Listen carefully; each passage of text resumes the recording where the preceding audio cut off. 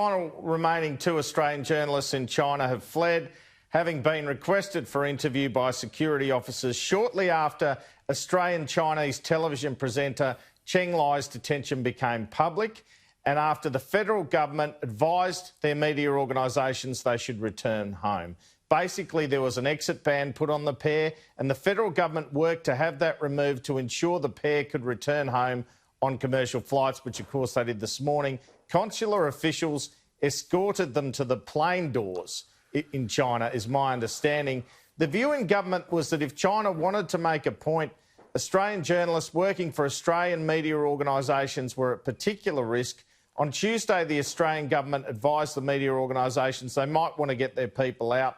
The ABC's Bill Birtles and Australian Financial Review columnist Michael Smith had their homes visited late at night in Beijing and Shanghai, respectively, and were requested to be interviewed in relation to the Cheng Lei case. 7 plainclothes Chinese security officers visited Michael Smith at 12:30 a.m. and read a statement in Chinese. There was a translator present. It said he was required to be interviewed, was a person of interest in the Cheng Lei investigation, and that he was not allowed to leave the country. Michael Smith has never met Cheng Lei, is my understanding.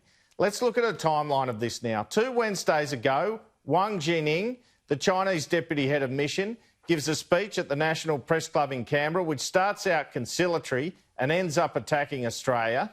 The next day, the Prime Minister, Scott Morrison, announces a foreign relations bill which will allow the government to cancel the Belt and Road deal the Chinese government has with the Victorian government. That very day, Australian consular officials get access to Cheng Lei, who was detained. The following Monday, Foreign Affairs Minister Marise Payne reveals that Cheng Lei is detained. That's last Monday, with the government believing she was high profile and they could not keep her detention secret forever. On Tuesday, the journalists are told by Australian authorities to leave and make arrangements, which they do. And then after midnight on Wednesday, the journalists have their homes in Shanghai and Beijing visited by security officials wanting to talk to them about the Cheng Lei investigation. They then head for their diplomatic missions and stay there until such time as their departure can be negotiated and they can be flown out. They agree to interviews as long as they're allowed to leave and are just asked some perfunctory questions in those interviews. Not a long searching interview, I'm told. Here's Marise Payne talking about it on 2GB earlier. Well, this is a very disappointing series of events, and I am also very disappointed that we, of course, don't have the major media organisations currently represented or disrupted, rather, in their ability to report from China.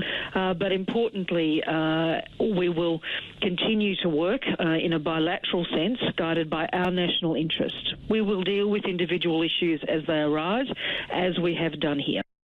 Now, Kieran, the DFAT advice since July 7, following the detention of some Westerners, is that any Australians in China at the moment could be the subject of arbitrary detention.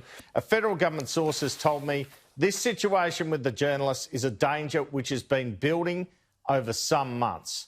Here is Bill Birtles and Michael Smith talking upon their return this morning.